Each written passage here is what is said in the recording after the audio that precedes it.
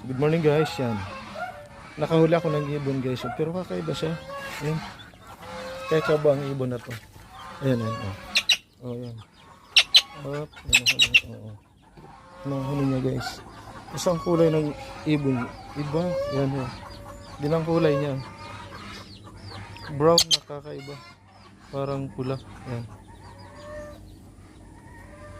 Ayan. Aray ko, masakit. Masakit siya makakagat. Ang lakas.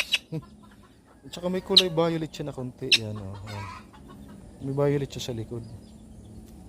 Yan guys. Nahuli ko to kanina guys kasi nakapasok to doon sa kulungan ng manok. Ang kulungan ng manok ko is mga net. Lahat mga net. Kaya hindi siya makawala doon.